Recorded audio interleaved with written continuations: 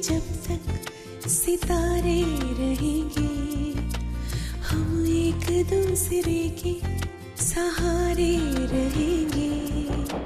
नजदीकियाँ क्या हो दूरियाँ, बस प्यार ही रहेगा दरमियाँ। राह में नहीं धूप का हम, ठंडी छाया देगा हरदम। पवित्र रिश्ता, पवित्र रिश्ता, तेरे मेरे मन का।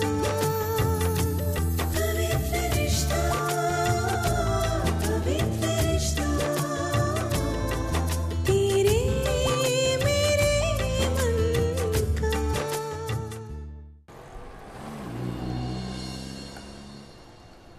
रुको, आज तुम्हारी नौकरी का दूसरा दिन है और तुमने लेट आना भी शुरू कर दिया। देखो, यहाँ पर ऐसा नहीं चलेगा। यहाँ पे काम करना है तो डिसिप्लिन के साथ काम करना होगा, नहीं तो अपना रास्ता देख लो। सर मैं कल से बिल्कुल टाइम पे आऊँगा। तो सर एक्चुअली मैं दिन में पहले गैरेज का काम करता हूँ और वहाँ से काम निपटा कर यहाँ आता हूँ, इसलिए टाइम लग गया सर। लेकिन यकीन मानिए मैं जितना लेट आया हूँ उतनी देर तक यहाँ काम करूँगा सर, और कल बिल्कुल टाइम पे आऊँगा। ठीक है। तुम्हारे आई बाबा धर्मेश, वैशाली। हाँ धर्मेश के आई बाबा। राइट। और एक मिनट,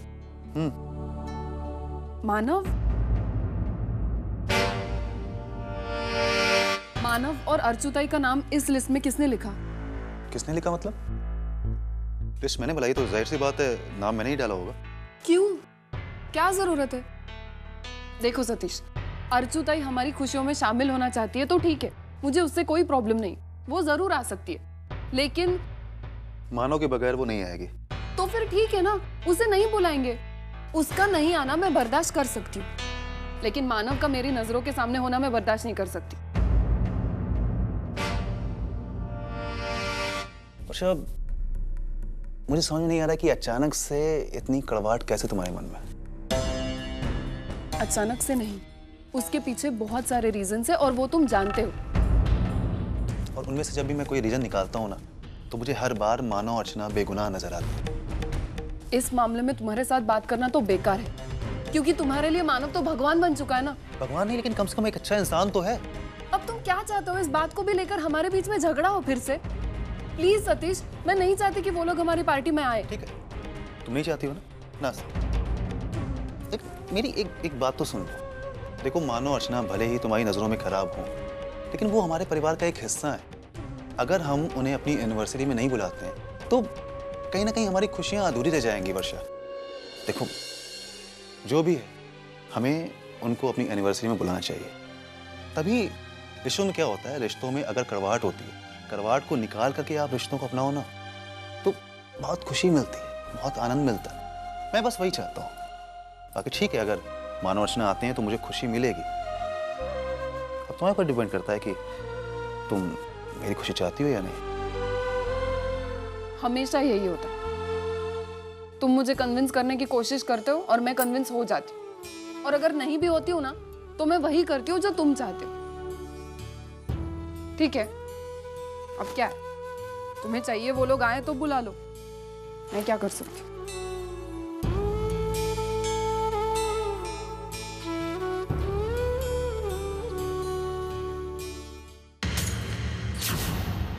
हे भगवान, क्या हुआ? बेटा क्या किया तूने? अरे क्या कर दिया? जी वो सॉरी, बच्चा है, उससे गलती हो गई। ऐसा वैसा थोड़ी होता है मैडम, ध्यान रखना चाहिए, आपका बच्चा है। हाँ लेकिन उसने अनजाने में किया ना, जानबूझ के तो नहीं किया। इसका पे करना पड़ेगा आपको मैडम। हाँ ठीक है, मैं पे करती हूँ ना। हाँ करिए। भाई साहब अभी तो नहीं 300 रुपए का है वो मैडम। भाई साहब देखिए, अभी तो मेरे पास सिर्फ 150 रुपए है, आप ले लीजिए। नहीं मैडम, ऐसा नहीं चलता है, 300 रुपए देना ही पड़ेगा आपको। हाँ मैं आपको देती हूँ ना, ये पास में होटल है जहाँ मैं रुकी हूँ। मंगा लीजिए प्लीज। भाई साहब मैं समझती हूँ आपकी बात। Sorry madam. भाई साहब कितना हुआ इसका? 300 रुपए हुए मैडम, इनके पास 150 रुपए ही है। ये लीजिए। जी लीजिए। Thank you madam. Thank you so much Archana. मुझे तो लगने लगा है हम लोगों का पिछले जन्म का कोई रिश्ता है, इसीलिए देखो ना, जब भी मैं मुसीबत में होती हूँ तुम आके मुझे बचा लेती हो। इसमें थैंक यू कहने वाली कोई बात नहीं है। रिश्तों का क्या है, रिश्ते तो कहीं भी जुड़ जाते हैं। तुम कैसी हो? जी मैं ठीक हूँ। अभी कुछ दिनों पहले मानव से मुलाकात हुई थी, उन्होंने आपको बताया होगा ना? नहीं, मानव ने तो कुछ नहीं बताया, शायद उनके दिमाग से निकल गया होगा। काम में इतना बिजी रहते हैं ना तो याद नहीं रहा होगा। तुम यहाँ कैसे? जी मैं अपने पति से मिलने आई हूँ। अच्छा माधुरी, तुम यहाँ कहाँ रुकी हो? मैं यही पास में एक होटल है, होटल डायमंड, वहीं पे। होटल में? मेरा मतलब है तुमने मुझसे कहा था कि तुम्हारे पति यहीं रुके हुए हैं, तो फिर होटल में क्यों? जी वो अभी उनके पास मुंबई में अपनी खुद की जगह नहीं ना रहने को। एक्चुअली कंपनी में उन्होंने उनको एक फ्लैट अलॉट किया है, तो वही रुके हैं। लेकिन उनके कुछ कलीग्स भी हैं जो उनके साथ रहते हैं, तो इसीलिए उनको अच्छा नहीं लगता मुझे वहाँ लेके जाना। इसका मतलब है धर्मेश माधुरी से भी झूठ बोल रहा है। वैसे आप कहाँ रहती हैं? मैं यहीं पास में रहती हूँ। घर चलो ना, चाय पियेंगे, थोड़ी देर बातें बातें करेंगे। अब आओ, चलो वरुण।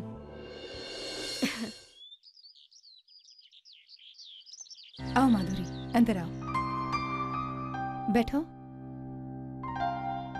मम्मी मैं बाहर जाऊं क्या खेलने के लिए? बेटा चुपचाप यहाँ बैठो। अरे माधुरी, इसे जाने दो ना, वो नहीं खेलेगा तो कौन खेलेगा? हम खेलेंगे, जाने दो उसे। चल जा।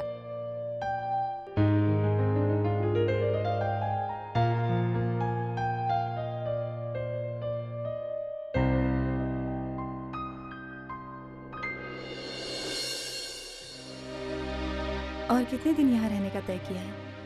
वैसे कुछ तय तो नहीं किया है, एक इम्पोर्टेंट काम से आई हूँ, वो बस खत्म हो जाएगा तो मैं चली जाऊंगी। आप अपने पति के बगैर रह कैसे लेती हैं? मैं तो मानव के बगैर रहने की सोच भी नहीं सकती। मजबूरी है। अच्छा, वो काम क्या करते हैं? जी वो एक पब्लिकेशन फर्म में है, एज अ मार्केटिंग मैनेजर। आप कभी उनके फ्लैट पर गई हैं जो कंपनी ने अलॉट किया है? नहीं, ऐसा कभी मौका ही नहीं मिला। अच्छा माधुरी, आपके पति के माता पिता वो कहाँ रहते हैं? वो गुजरात के एक छोटे से गांव खेड़े में रहते हैं। सचमुच हद कर दी धर्मेश ने भी। कितना झूठ बोला है उसने माधुरी से।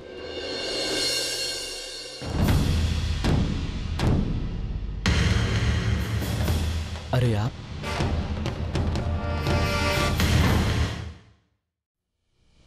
मानव, आपने तो कल मुझे अपना पता दिया ही नहीं।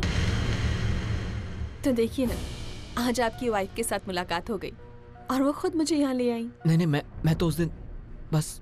अरे मानव, आप तो बुरा मान गए। मैंने तो मजाक किया था। अर्चना एक मिनट आना।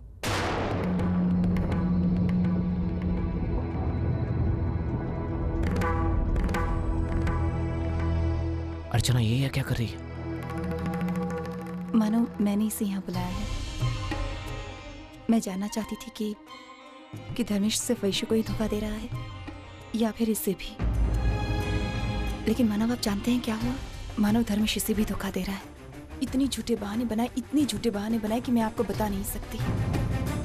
मैं सोच रही हूँ कि मैं इसे सारी सच्चाई बता दूँ। नहीं अर्चना, ऐसा मत करो। मानव, हम वैश्य को तो सच नहीं बता सकते क्योंकि हम मजबूर हैं, लेकिन माधुरी को तो सच बता ही सकते हैं। लेकिन अर्चना, धर्मेश को किसी न किसी तरह सजा मिलनी ही चाहिए। अगर ये सजा मैं वैश्य के हाथों नहीं दिला सकती तो कम से कम मैं माधुरी के हाथों से सजा दिला कर रहूंगी।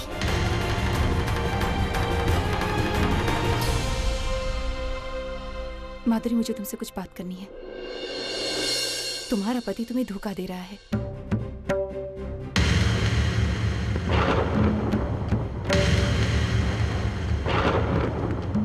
वो तुम्हारे साथ और तुम्हारे बच्चे की जिंदगी के साथ खिलवाड़ कर रहा है। ये सब आप क्या कह रही हैं? मैं बिल्कुल सही कह रही हूँ। आपके पति ने आपके अलावा एक अलग दुनिया बसा कर रखी है, एक अलग घर और एक अलग पत्नी के साथ। देखिए, आपको कोई गलतफहमी हुई है। गलतफहमी मुझे नहीं, गलतफहमी तुम्हें हो रही है। मैं तुम्हारे पति को बहुत अच्छे से जानती हूँ। वो कहाँ रहता है, क्या करता है, उसका घर कहाँ है, उसके माँ बाप कौन है, उसकी पत्नी कौन है।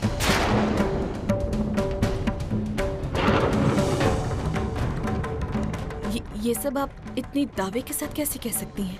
क्योंकि आपके पति की दूसरी पत्नी मेरी बहन है।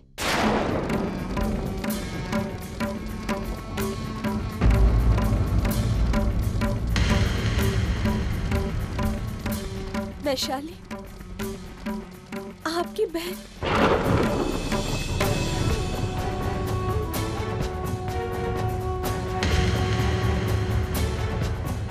तुम मेरी बहन को कैसे जानती हो?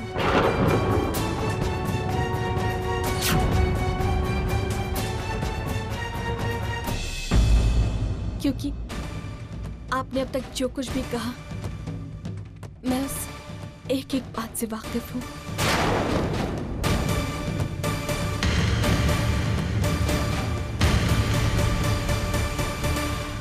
तुम अपने पति की सच्चाई जानते हुए भी उसका साथ दे रही हो? तुम उससे यहाँ मिलने आई? क्यों माधुरी? कुछ क्यों का जवाब नहीं होता। वैसे भी ये मेरा निजी मामला है, मैं किसी के साथ डिस्कस नहीं करना चाहती। एक मिनट, ये तुम्हारा निजी मामला नहीं है, ये मेरी बहन की जिंदगी का मामला है।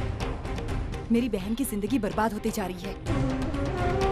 मुझे लगा था तुम बहुत मासूम लड़की हो, तुम किसी गलत चीज में फंसती जा रही हो, लेकिन तुम तो बहुत चालाक निकली।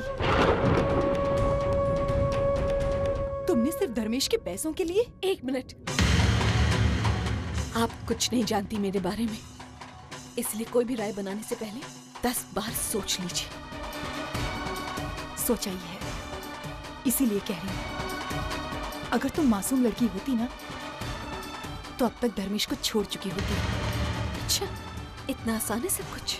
तो ठीक है, जाके अपनी बहन को ये सच्चाई बता दीजिए और उससे कहिए कि धर्मेश की जिंदगी से चली जाए। जा सकती है वो? नहीं ना, वो मेरे बाद धर्मेश की जिंदगी में आई थी, इसलिए उसका उनकी जिंदगी से चली जाना ज्यादा अच्छा होगा। कुछ सच कड़वे होते हैं और उस कड़वे सच के साथ जीना ज्यादा मुश्किल है। आप मुझे कभी समझ नहीं पाएंगी, मैं आपकी बहन जो नहीं हूं ना। छोड़िए, अब बस कुछ ही दिनों की बात है। जिस काम के लिए मैं आई हूं बस वो हो जाए, उसके बाद मैं धर्मेश की जिंदगी से हमेशा हमेशा के लिए चली जाऊंगी। इतनी दूर कि कोई मुझे जाके भी ढूंढ नहीं पाएगा।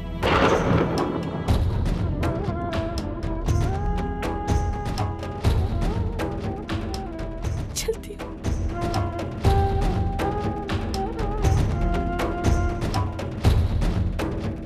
चल बेटा।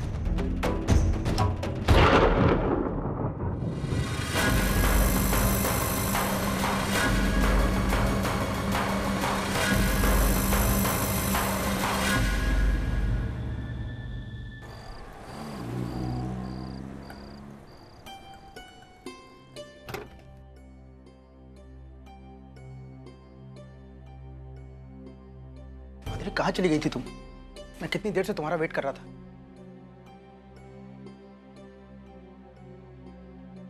माधुरी, आपने ये सच्चाई मुझसे क्यों छुपाई? कौन सी सच्चाई?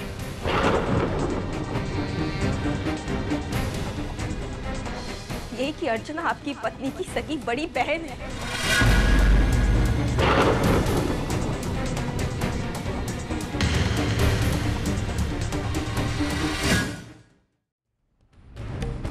आप ये सब कुछ जानते थे ना?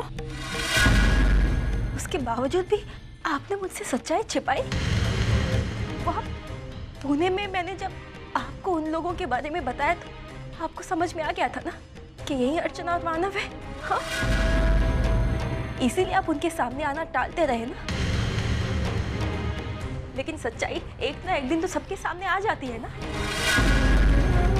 और आज मुझे सब कुछ पता चल चुका है।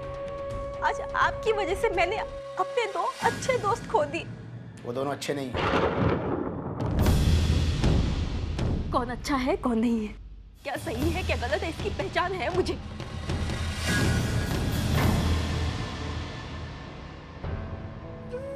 उस अर्चना ने हमारे बच्चे के लिए क्या कुछ नहीं किया। आज उसने बीच सड़क पे मुझे सबके सामने बेइज्जत होने से बचाया। शर्म है मुझे अपने आप पे कि आज उसके दुख की वजह मैं हूं।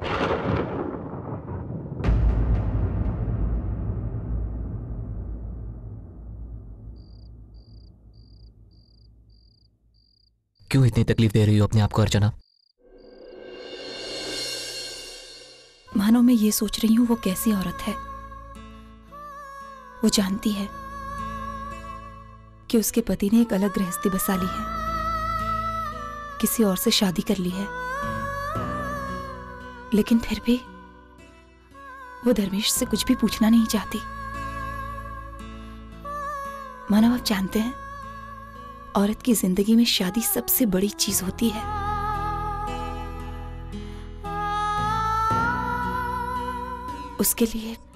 उसके लिए अपने पति का प्यार ज्यादा मायने रखता है।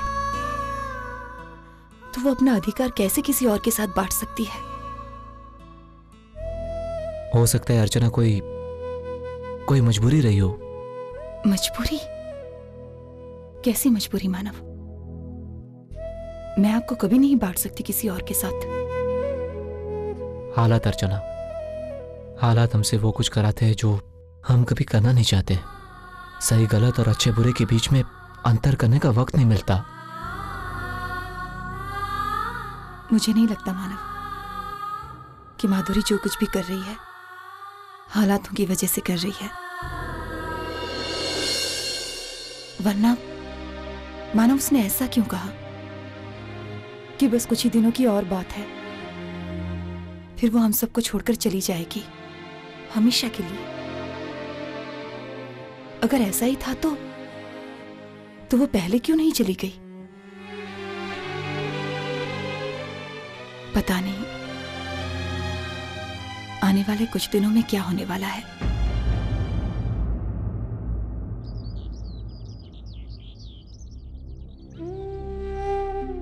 कब से राह देख रही हूँ, न मेरा बेटा दिखता है न उसकी परछाई भी। लगता है वो नालायक बीवी के पल्लू में छिपकर बैठा होगा 24 घंटे। देखिए भगवान के नाम पे, देखिए भगवान के नाम पे, देखिए भगवान के नाम पे। जाना भी किया ना ऐसा समझता नहीं है। चल, क्या आवाज करता है? ये कान के नीचे दूंगी। पैसा नहीं देने का मत दो, मारपीट करने की क्या जरूरत है? ज्यादा बात मत कर, थोबड़ा फोड़ दूं। जा इधर से। अरे जाना, नाटक करता है।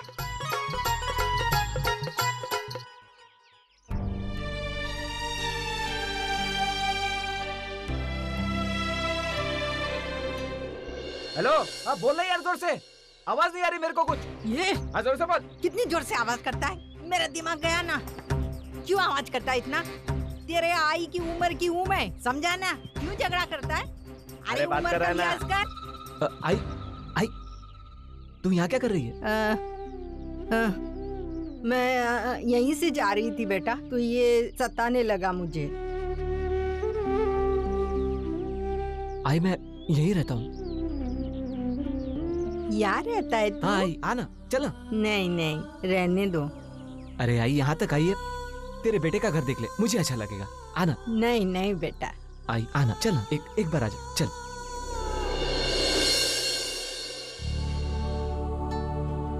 ये देख, ये अच्छा अरे अंदर आके बैठ तो सही। 2 मिनट तो बैठ। क्या बाबा? आइए ना, बैठिए। मानव मैं भी आई। आ बैठ, आजा।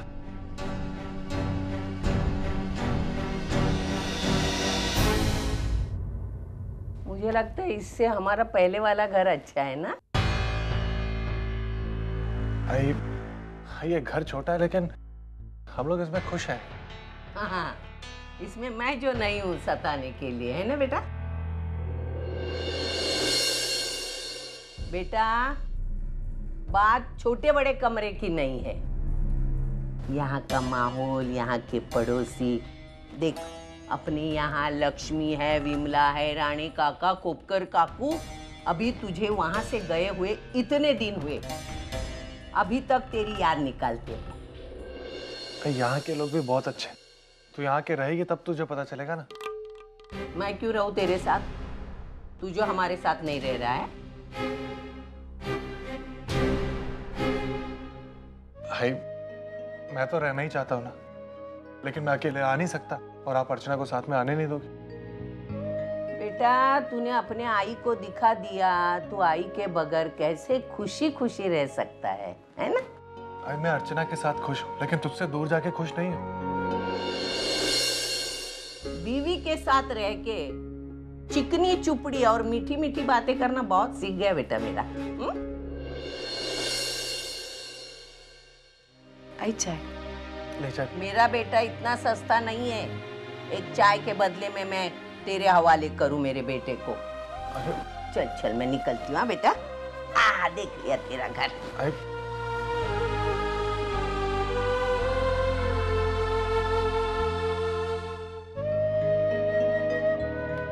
आई की बात का बुरा मत मानना प्लीज। नहीं माना, मुझे आई की बात का बिल्कुल बुरा नहीं लगा, क्योंकि मैं जानती हूँ कि आई यहाँ क्यों आई। आई आपको देखने आई थी, आपको घर वापस ले जाने के लिए आई थी,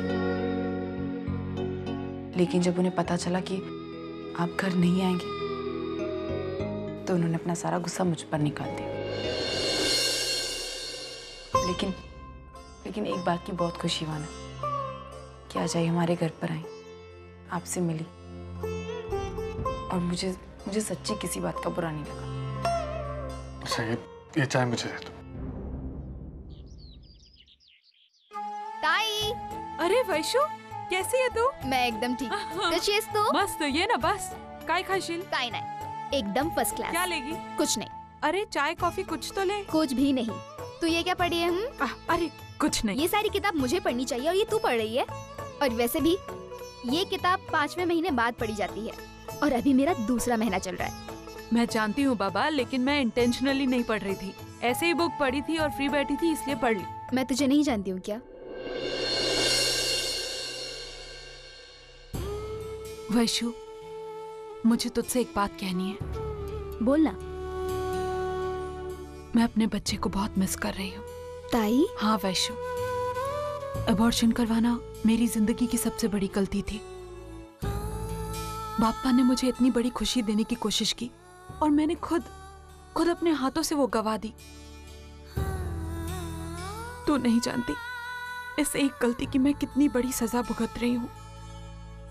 मुझे ऐसा लगता है जैसे मेरे पास सब कुछ होकर भी कुछ भी नहीं है. मैं अपने आप को बहुत अकेला महसूस करती हूँ. ताई, जो हो गया उसे भूल जाना. जो बीत गया हम उसे सुधार तो नहीं सकते हैं ना. लेकिन जो आने वाला है हम उसे तो बहुत अच्छे से सुधार सकते हैं. वो तेरे हाथ में है. देख, तेरी एनिवर्सरी आ रही है ना, उस दिन से तू अपनी एक नई जिंदगी जीना शुरू कर. एक नए सिरे से, अपने पति के साथ, अपनी फैमिली के साथ. और तुझे पता है ना, आई हमेशा कहती है कि बापा हर एक इंसान को सुधरने का मौका जरूर देता है. और बापा ने ये मौका तुझे भी दिया है और अब तुझे ये मौका नहीं गंवाना है. Thank you. किस लिए? जानती है, मुझे ना अभी किसी के सहारे की बहुत जरूरत थी और तूने वो सहारा मुझे दिया. वैशु, तुझे पता है, तेरे चेहरे की खुशी देखकर मुझे ये एहसास हो रहा है कि माँ बनना अपने आप में कितनी बड़ी खुशी है. और अब मैं तूने जो कहा है वही करूंगी. अपनी जिंदगी की एक नई शुरुआत करूंगी. That's like my sister. आसमान में जब तक सितारे रहेंगे, हम एक दूसरे के सहारे रहेंगे, नजदीकियां या हो दूरियां, बस प्यार